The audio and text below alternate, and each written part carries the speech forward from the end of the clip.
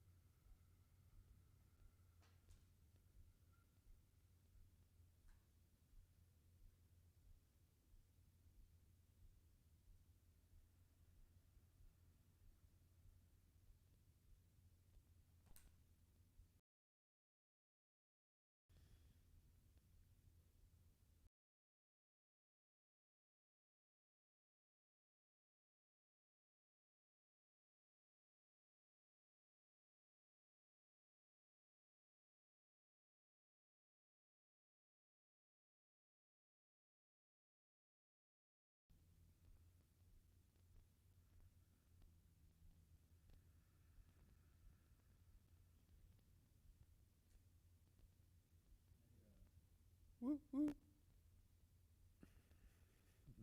Hello.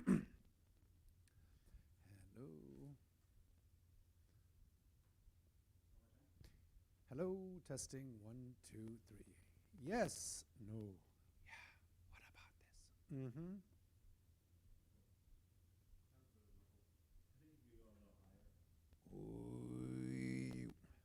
Uh-huh. Probably not going to get much louder than that, I imagine.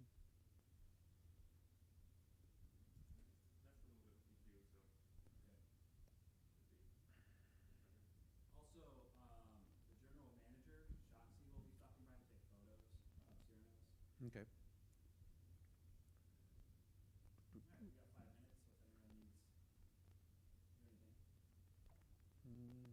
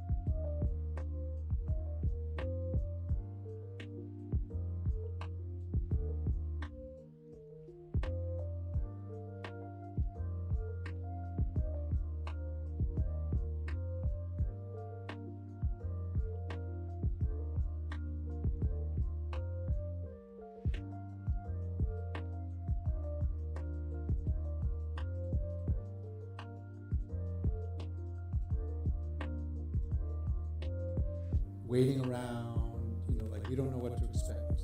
We're going to be doing one song. Not me.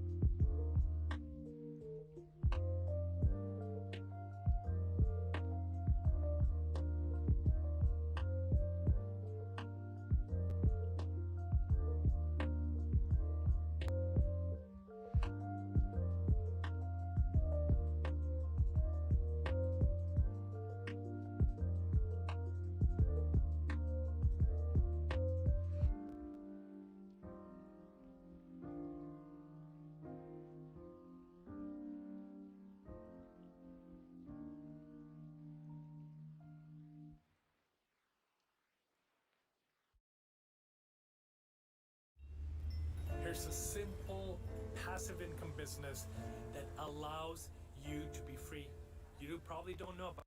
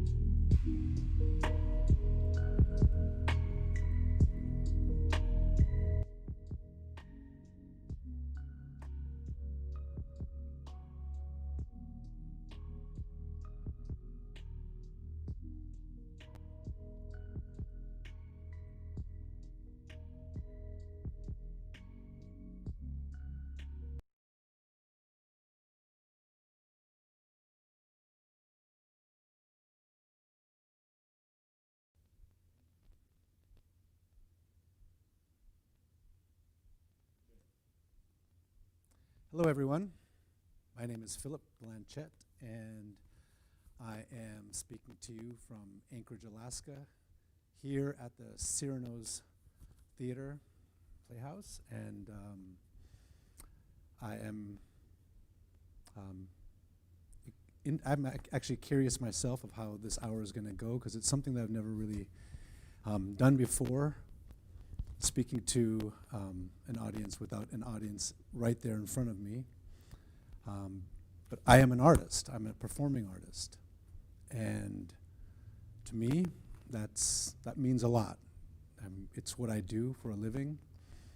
And what it means is that I get paid to do art, to sing. I get paid to dance. And I've been doing that for over 25 years. And early memory, when my grandmother was still alive, when she realized I was getting ready, all excited, getting out of the house, getting ready to go do a performance and to share the art that she knew that I did. But it just dawned on her from her perspective that, and she asked me, she was like, you sing? Or no, she was like, you get paid to Eskimo dance? And I was like, yeah. And she's like, good. And she was just so surprised that something that seemed, it didn't seem to have the value, I guess, for her monetarily when it came to thinking of that at that time and place. But I definitely saw the value in it. And it was something that I really knew. I'd come to this place of knowing that that's something that I wanted to do and something that I wanted to share.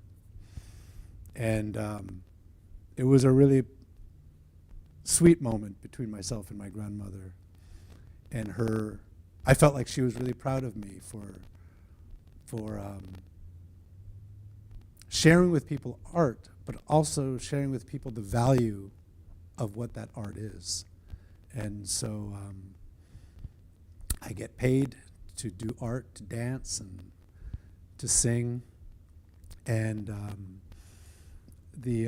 that's what I'm here to do, is to share and to talk about the value that art holds within ourselves in our artistic identity. Ooh, excuse me. And how that how that reflects in our community and our culture. And to me, that's everything. And figuring out who I am as a person, figuring out who I am as an artist, figuring out how I sit in the community, the purpose that I have, the message, the ways in which I want to express that.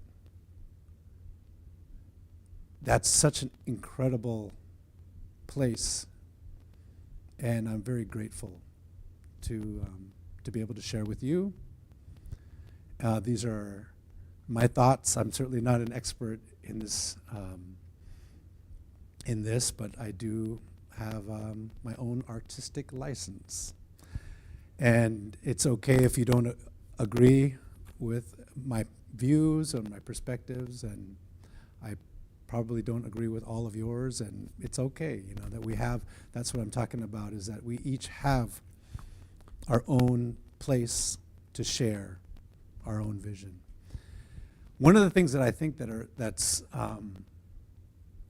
where I wanted to start, and something that I really believe that you may not, is that everyone is an artist. Do you believe me? It's easy, it's easy to hear, like, oh yeah, everyone's an artist. Kind of reminds me of Ratatouille. I have kids. Everyone can cook. Everyone's an artist. In our culture, we have so much that kind of separates us from accepting the identity of that we are artists, or we can be artists, or that our art has value. And I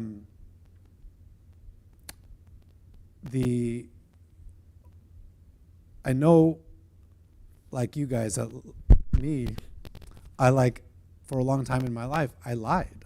I still lie, of course, but I used to lie to myself a lot and lie to other people. That's an art. That was practicing the art of lying. There's arts of, we think of these things as like, I love to cook, and of course that's the culinary arts.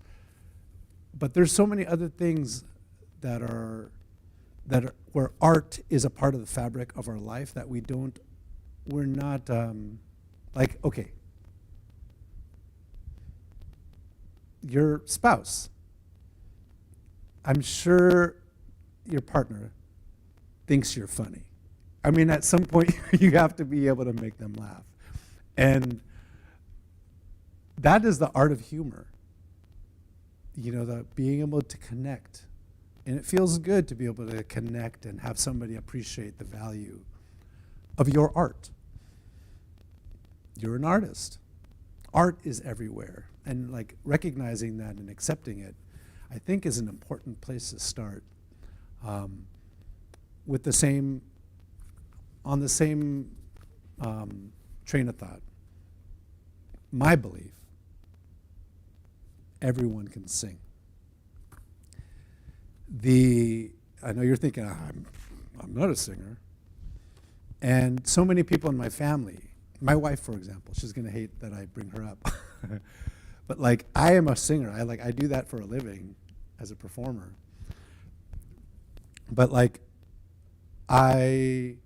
but her voice, she can do runs, she can listen to the radio and not only comprehend lyrics, remember them. She can do these runs like professional, like I can't even pretend to do them. Like I can't even do them. And I'm a singer. She can do them like effortlessly. And if you ask her, are you a singer? Are you a good singer? She will deny it.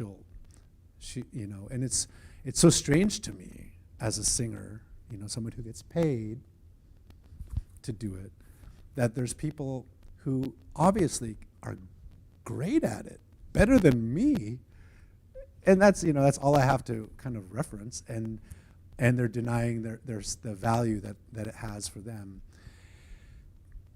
But the main thing about it, so much about that fact, is that it's really the intent of what you're trying to communicate that's the most important thing that makes you a singer. So all of us, every one of us, we've sung Happy Birthday.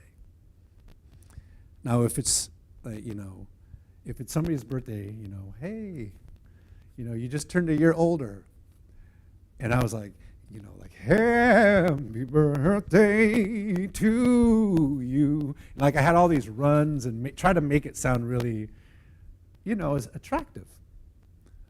They're not going to turn any older. We've all been to birthday parties where, it's kind of chaotic in a way, and it's like, happy birthday to you, happy birthday to you. Everyone's in different places. Everyone is smiling. Everyone's happy because the intent is to show the appreciation and the love for the person who's turning a year older. And if you're off key and you're changing the melody, it's not going to suck a year away from their life. I mean, you're not going to take anything away. And to me, it just shows that there's value there. Of course, you can always perfect and add more. But the more you add, that's just embellishing more intention. But it doesn't make it any more of a special experience for the person in the sense that what's happening and what's being honored. I do, as you can tell, I'm strong, right? Just from looking at me. I do the Native games. I've been doing the Native games since I've been a teenager. And you may not know what that is, but here in Alaska, we have indigenous traditions that have been,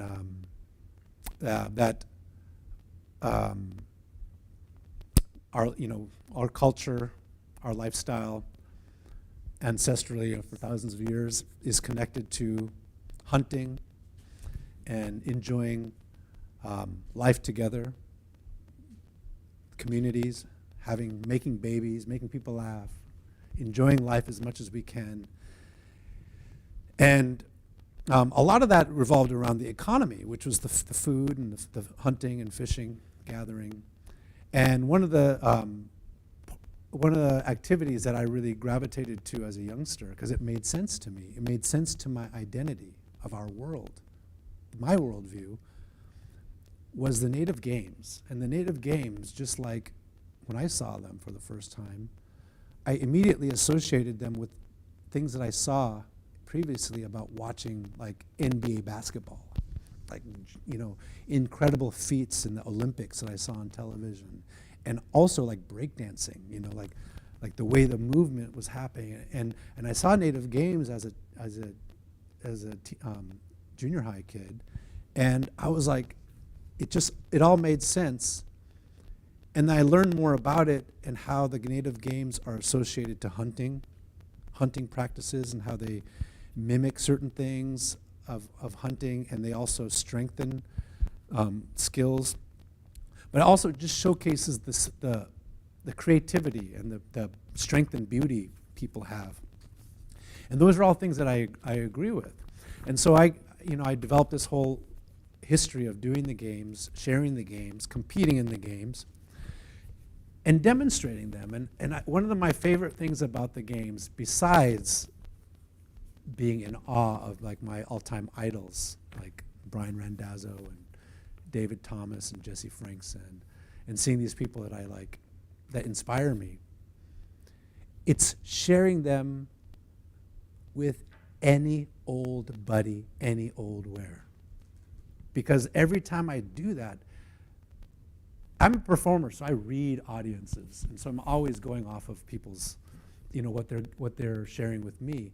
And when they, so many times they would be able to, I'd show them the game. Let's say the 2-foot high kick. You jump up, there's a target suspended in the air.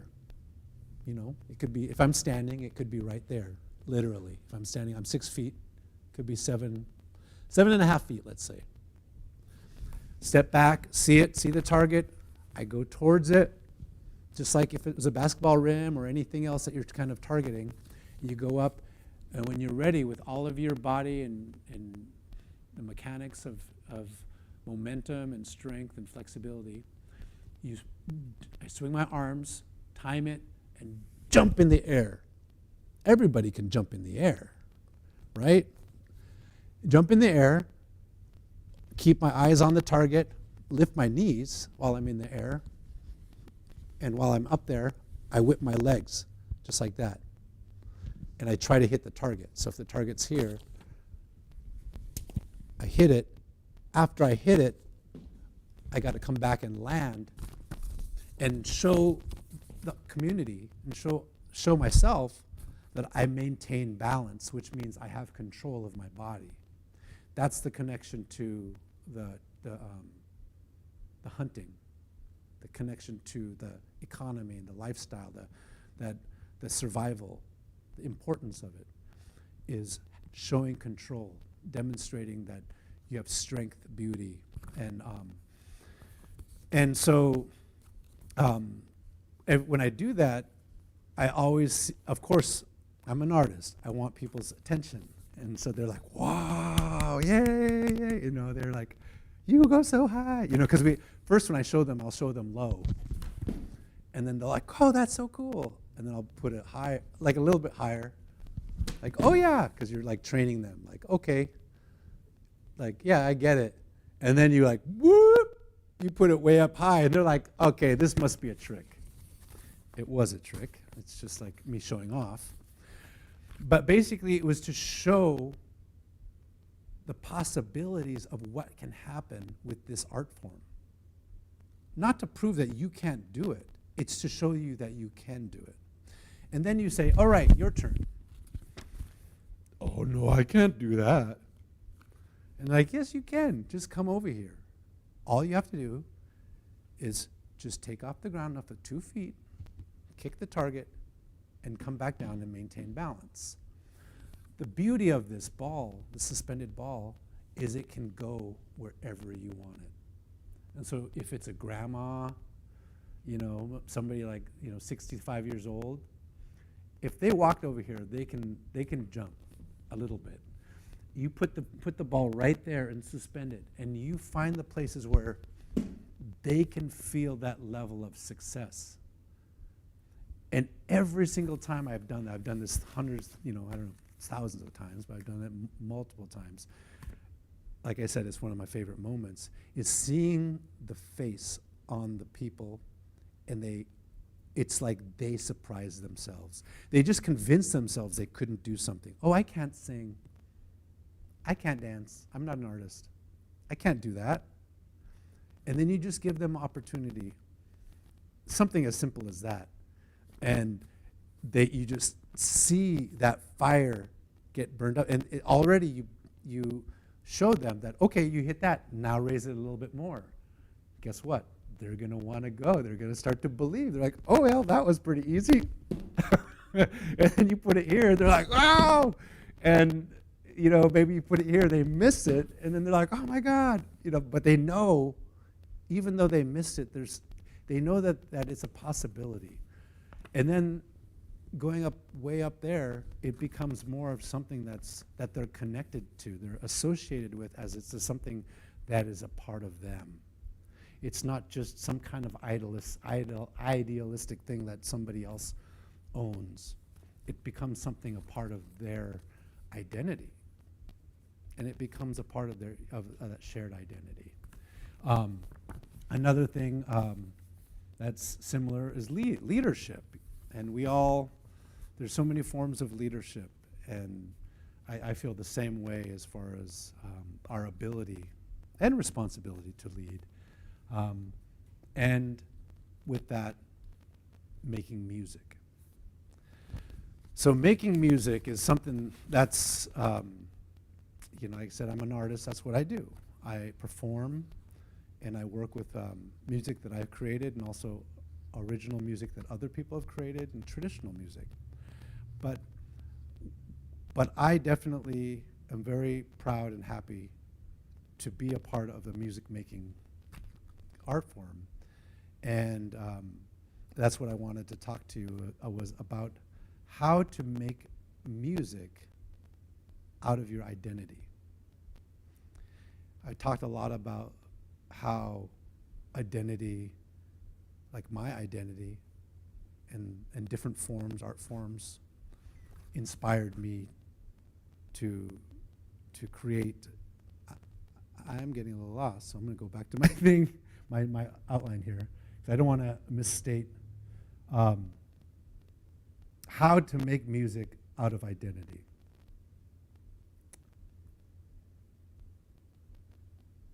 For me,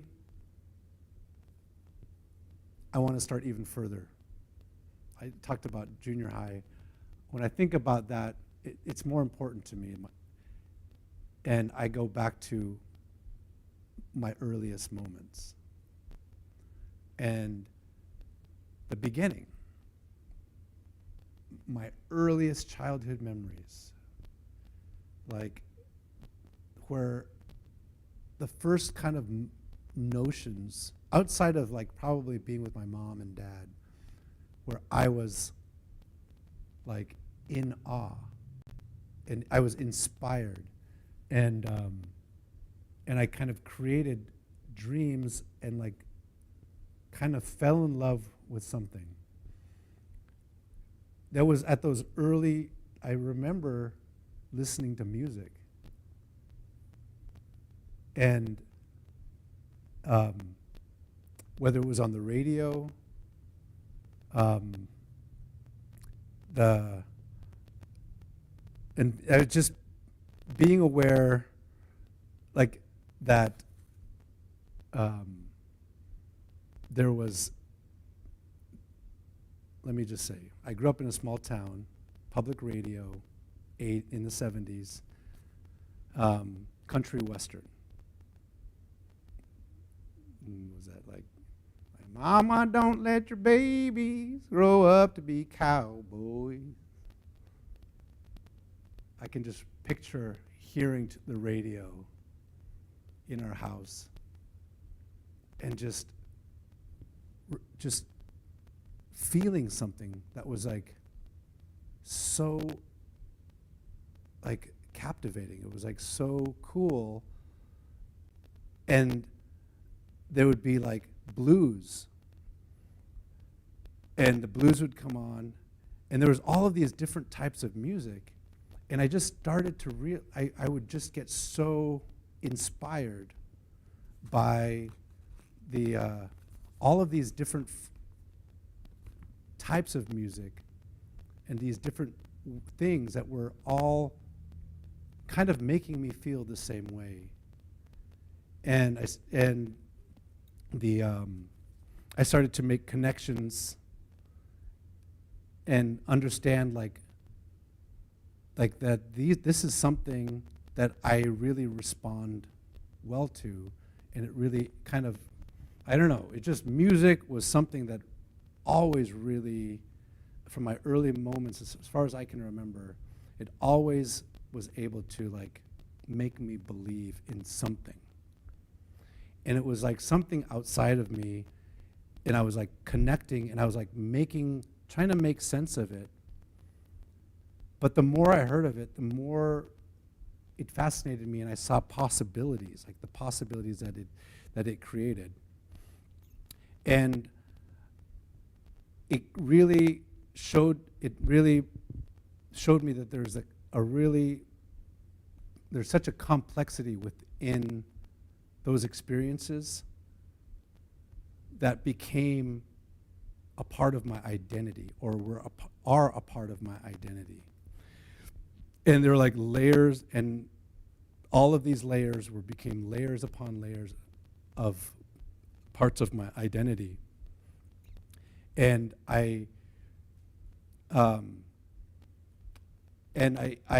it just really was something for me. Like I was going to save this for the end, but just to illustrate what I'm talking about, I want to show a little video.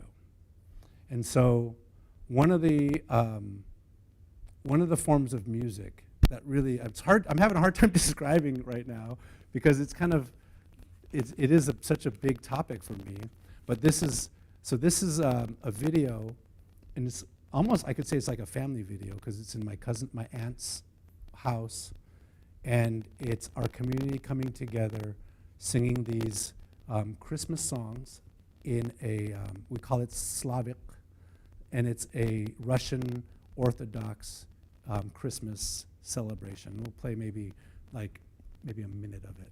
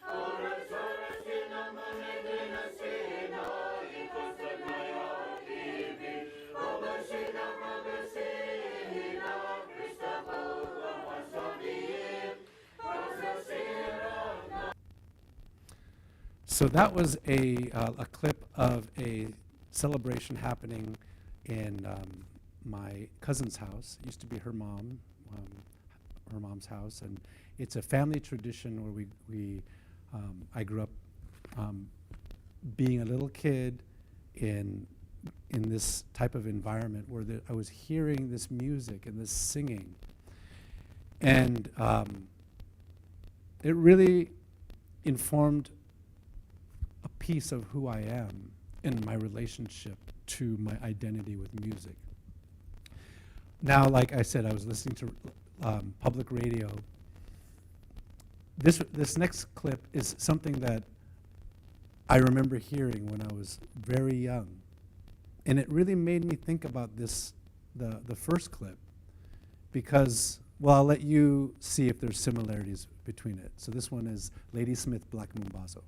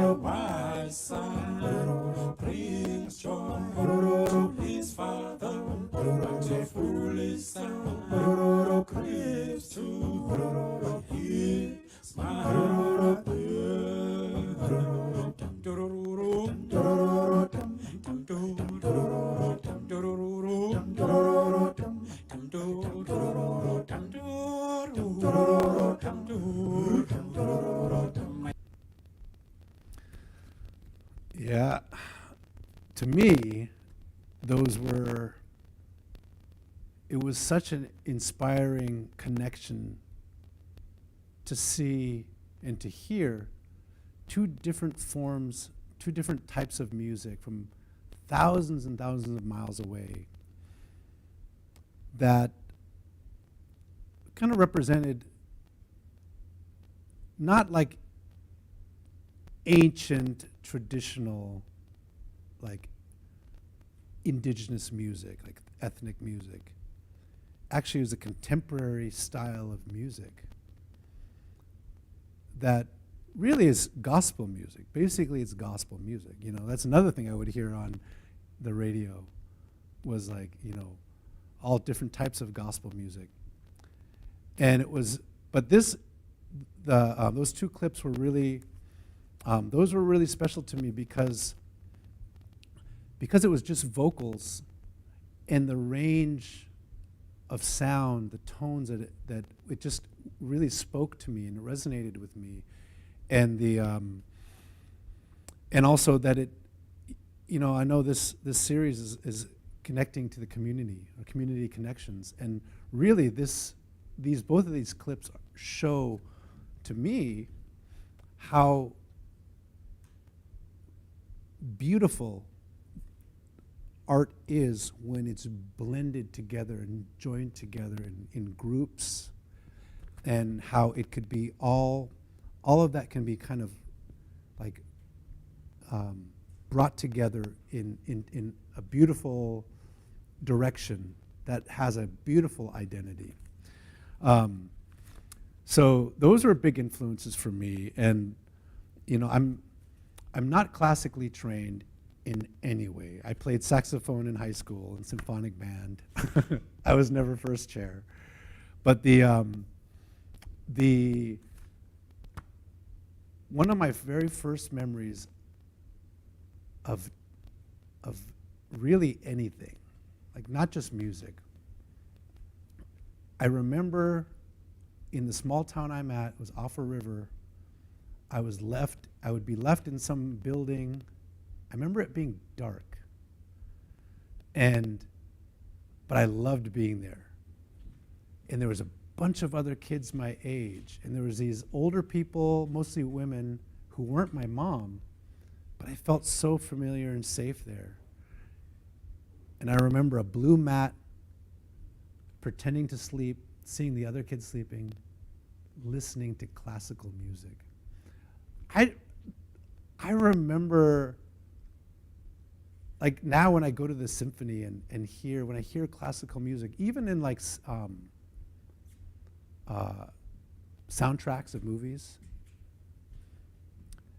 when I was in college and took music classes, I'm always trying to remember those songs that I heard that when I was 3 years old or younger, when I was in preschool, that I would hear this classical music.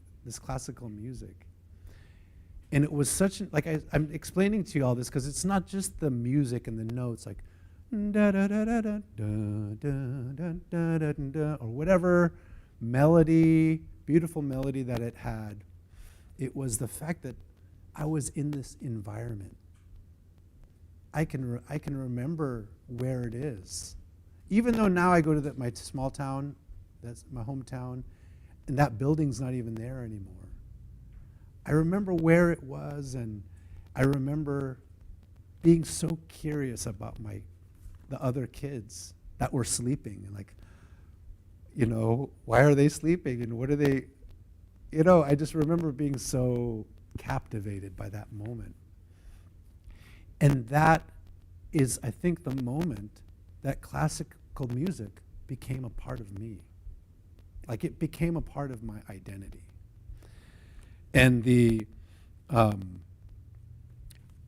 and that experience, hearing like the country music, listening to, being in the room with the Slavic singing, hearing the South African harmonies, all of those things became those layers and layers of things that were, I was starting to see a trend. And starting to, whoa, I'm not going to do that again. Let's see here. Let's see, put this down here.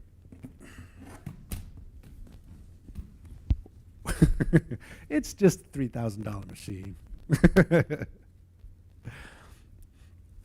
Well, I started to see these diverse methods of identity and realize that there's so many ways that the world is informing and forming my identity as a person, but also through music. And that became something really important to me, because not only all these experiences, like that were really important, is also like seeing like Michael Jackson and James Brown, Elvis, all of these like idols and superstars, like masters of their art. And I was just, those are the things that really created dreams, like, an idol, like just, I see them, that's like me doing the super high kick and like being in awe, but then knowing that I can kick too, and if I maybe if I try enough, that I might be able to have that connection that they have with that they're giving me, and it just created a love. Like, I formed an early love with music because it was a part of my identity, and I embraced it. I saw it. It was one of the things when I was out on a starry night, the thing alone as a kid, I knew I had my appreciation to music, and it meant something to me. Now, growing up, I expanded my awareness. I started to experience more things about life. I started to see how the complexities that I can identify through music also exist in experience, and in I hate to say existence, but like in my experience, in the things that the good and the bad. And when there would be a death in the community, those same singers that were there singing those beautiful Russian Christmas hymns would then sing songs that were mourning the passing of somebody, one of the family community members. And I started associating now death with music, and associating, like right now for me, I don't know when you're watching this, but there's a lot of political things going on. Dun, da, da, dun, da, da, dun, dun, the election results, da, da, da, dun. That's the music. And that that's so much of the connection between what's happening in life, the turmoils within myself. It all is also connected to my relationship to music and a part of my identity. And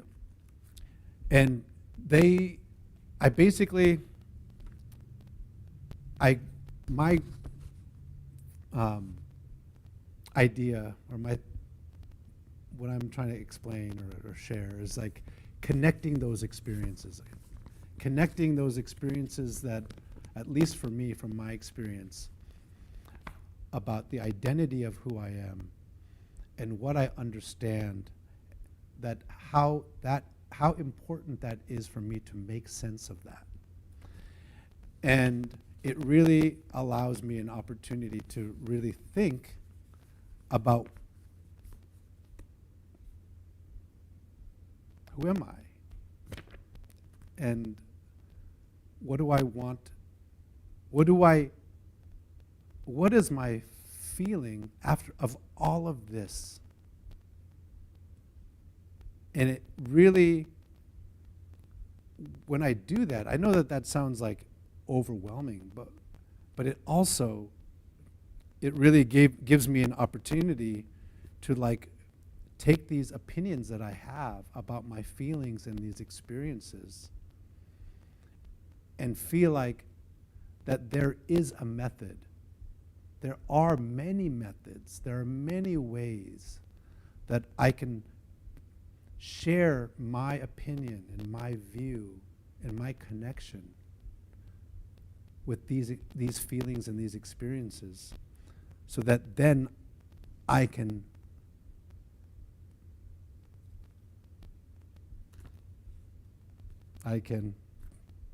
create. I can create something. And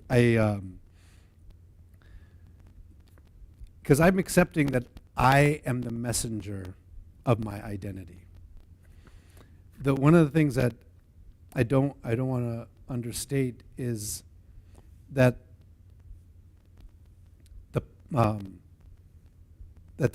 connections, that all the confusion of life in between, and becoming further and further aware, for me, it informs and creates more purpose and more reason to find and grasp something. Because to me, like I'm talking about identity, it's so vital. And it's so important to my happiness and to my survival that that I really try to figure out what is it that I want to share, and what is it that I believe. And once I really embody and accept that that my identity, how important it is, then I can start to connect my identity with the methods in which I can share, and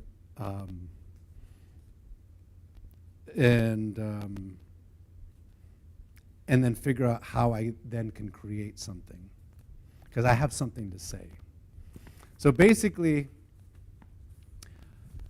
getting to the point to where you are comfortable sharing your feelings, and getting to a place where you're comfortable with sharing a piece of yourself and being vulnerable with yourself, to be able to trust all of those experiences that you have, that they have value and that they are important. And if you do it intentionally, that they have meaning. And that that's just my view or my way, because I don't personally do a lot of intentional art just for nonsense, or just to pass time. And that's my direction as an artist, is because so much of my passion is to be understood, because I'm so confused. I'm so invested in what's happening. I know that I'm connected and grateful. I want to express that appreciation, and I want to express what that means. I don't always know what to say. I strive to figure it out, and I don't want to be misunderstood. I don't want to be misrepresented.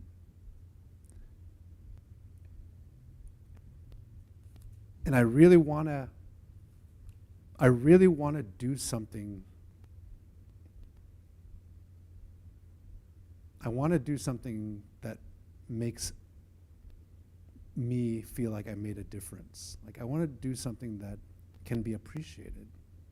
I want to do something that has meaning. And so much of that is because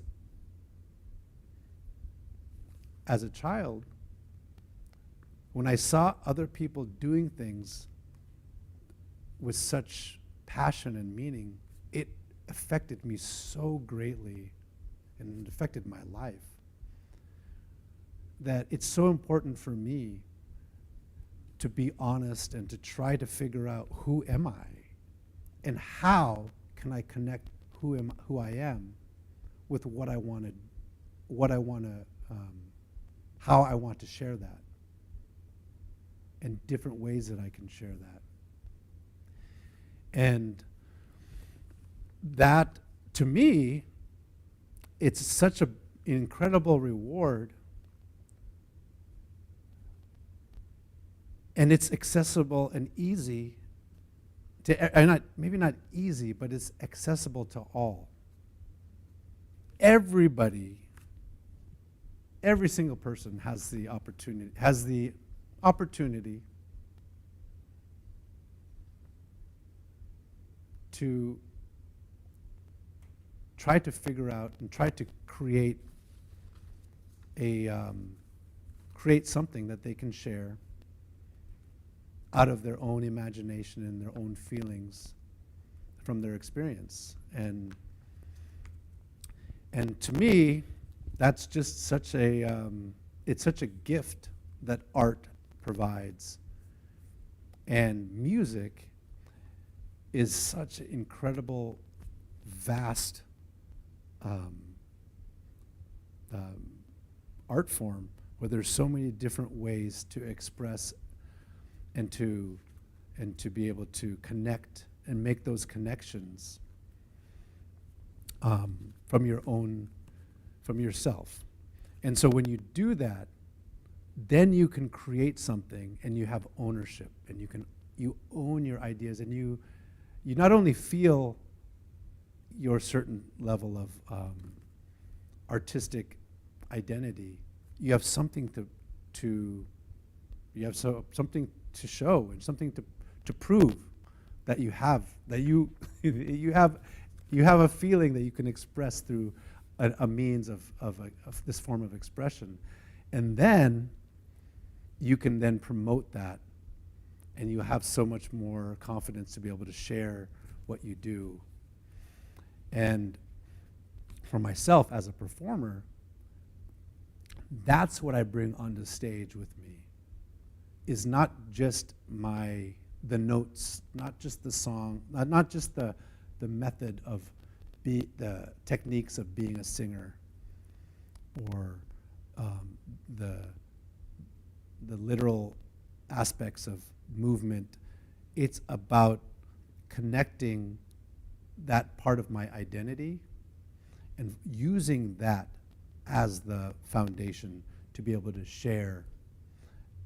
So then, through the art, that meaning, which is what I really want to share, because that's where the real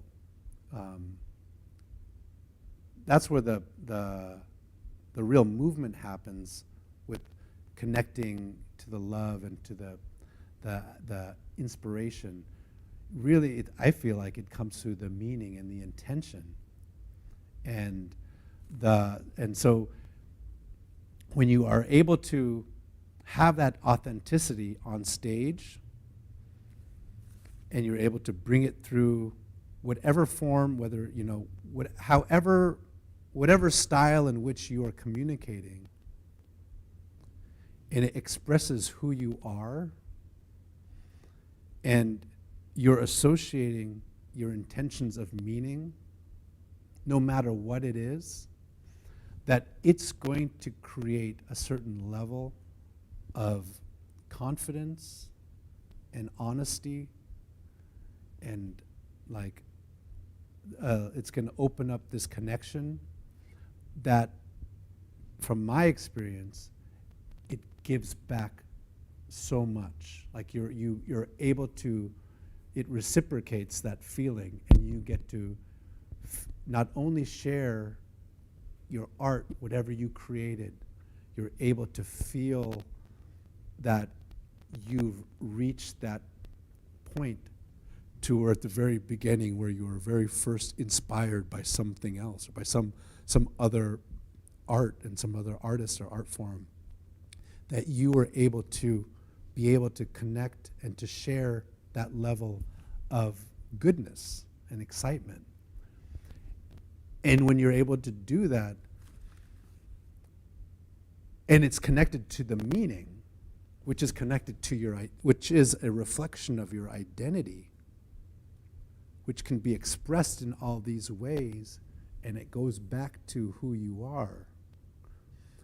It's really difficult to stop that momentum, because it's going to be something that you truly believe in, and then it's going to be something that other people really are going to be captivated by, and they're going to love it. So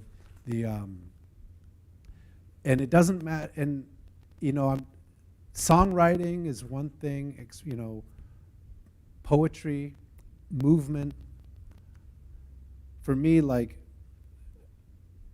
Native games, I gave that example. It's a sport. But as much as it's a sport, it's such an art. It's an art. And it's an art and a sport that's connected to a lifestyle that is then connected to a long history and ancestry of connections where there's so much meaning within it. And I love that. That's amazing. And it's not just Native games that has that. I'm Yupik. I'm a Yupik dancer, singer, Inuit singer. I have a lot of beauty in my culture that spans ancestries, and we have this connection to the earth. We put these complexities of identity and value in culture together, and it's amazing.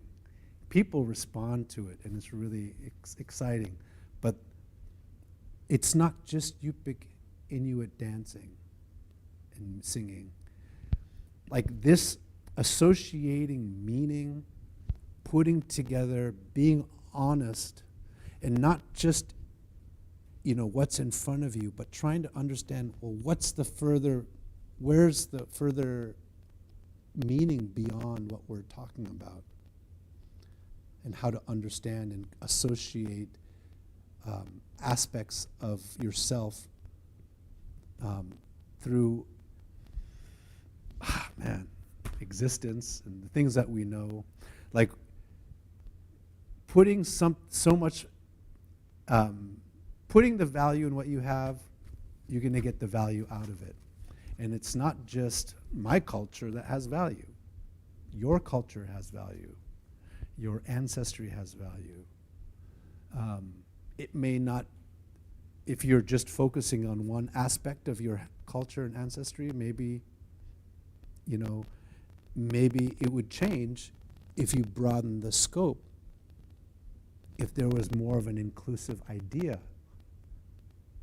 if the things were, I'm not sure how, must be many different ways, but when we expand our intention and open ourselves to meaning and accept that our identity fits within that, our identity is a part of it,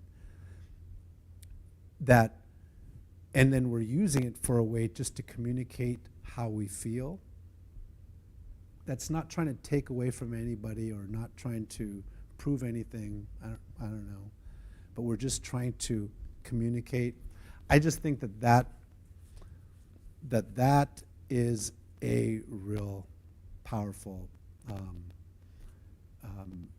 place to be and place to share. And for me, it's found me a lot of success as far as in the type of art that I do, and I've been doing it for over 20 years. But yeah, like I said, you might not agree with everything I'm talking about, and I really wasn't sure how I was going to get through all of this and making sense at the same time. But when I feel like when performances embody identity and build on methods that demonstrate connection, music contains purpose and arrives back to the place of love and inspiration. Something like that. Artistic identity is strengthened and improvement is imminent. I mean, we can always, There's always room to continue to keep sharing. One of the things that really inspired me, because of my background, is the connection of art, of music, and dance. To illustrate that, I wanted to show you a video. This is a quick breakdancing video. We all remember breakdancing. Still going around. It's an old traditional art that's still going on today. But here's a breakdancing video. And just like, I love dance because it involves music. You know, you can dance without music, but it really improves upon the experience when you put them together.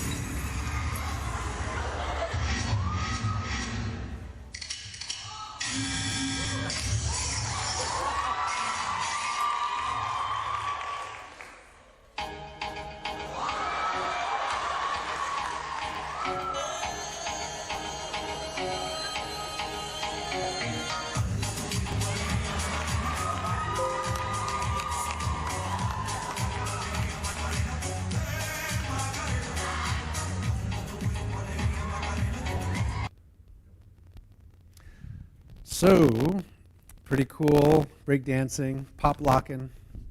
That definitely was something for me in the, like I said, I was born in the 70s.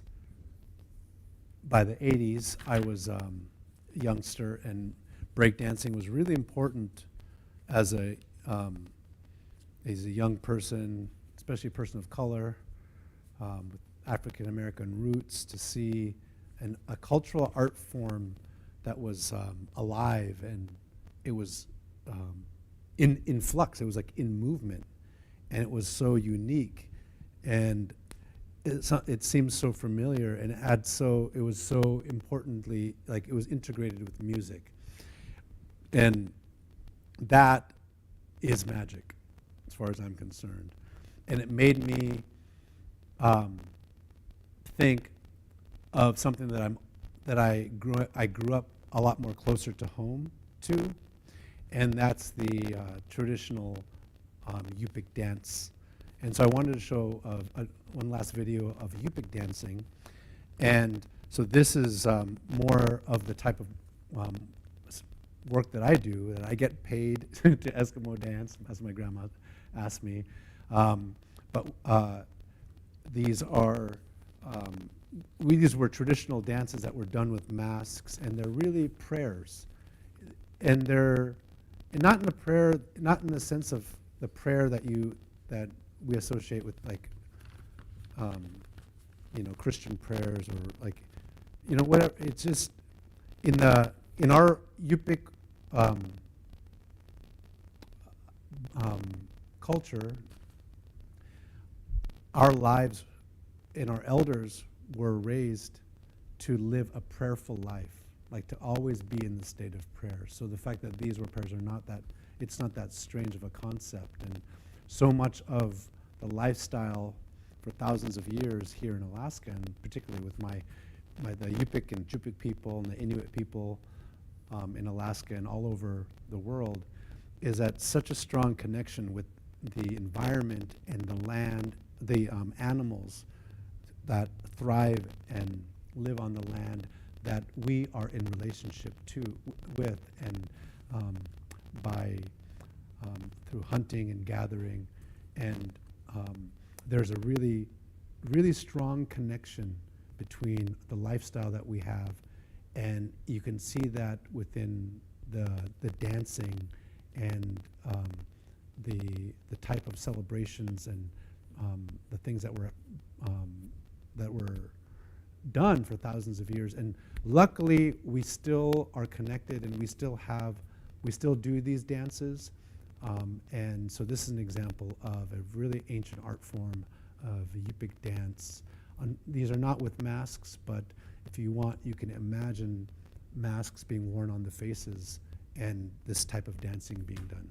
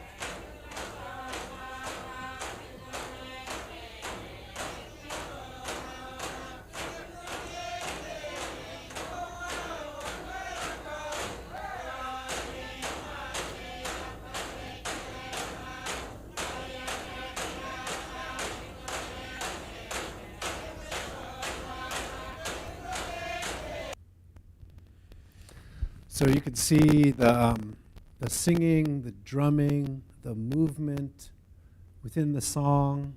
If you spoke Yupik and understood Yupik, you'd hear the lyrics, and if the motions are connected to the lyrics and the intention of the song and the motion, and then there's a certain way of doing that where it responds in an artistic way. And that is a really cool art form and way to see artistic, to art being manifest in that method.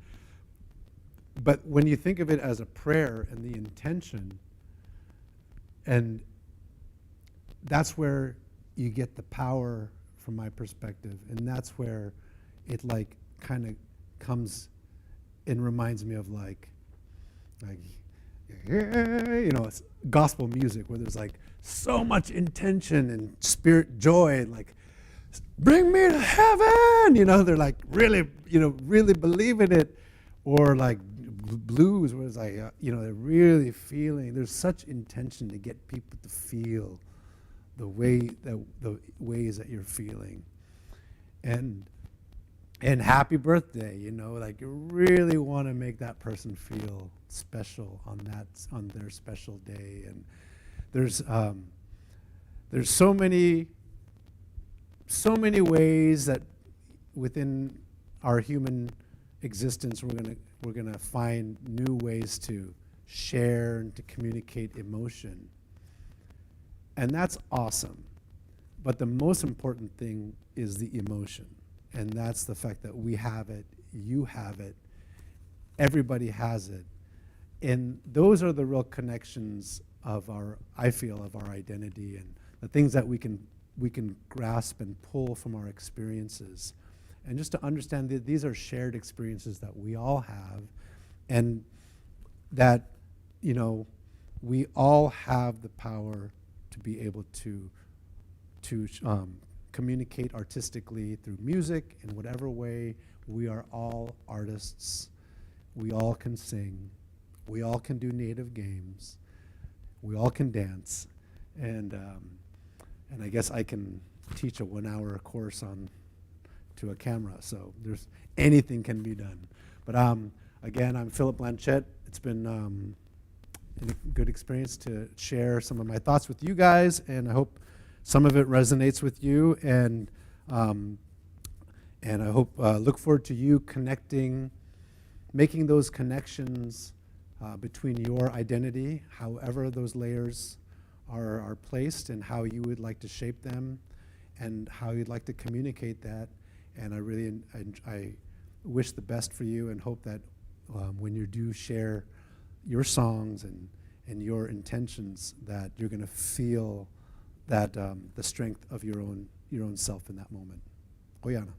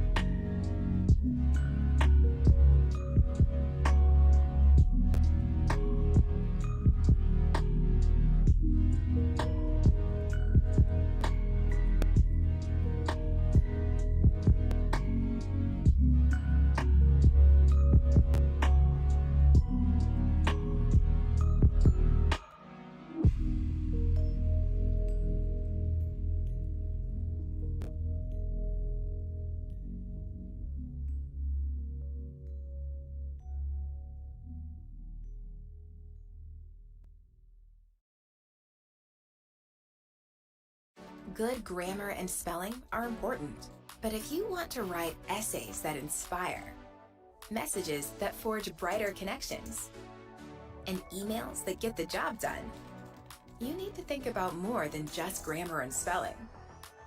This sentence is grammatically correct, but it's wordy and hard to read. It undermines the writer's message, and the word choice is bland. Grammarly's cutting-edge technology helps you craft compelling, understandable writing that makes an impact on your reader. Much better. Grammarly works where you work, on your computer or your phone. Imagine what you could do with the secrets of the world's best writers at your fingertips, anytime you need them. Are you ready to give it a try? Installation is simple and free. Visit Grammarly.com today.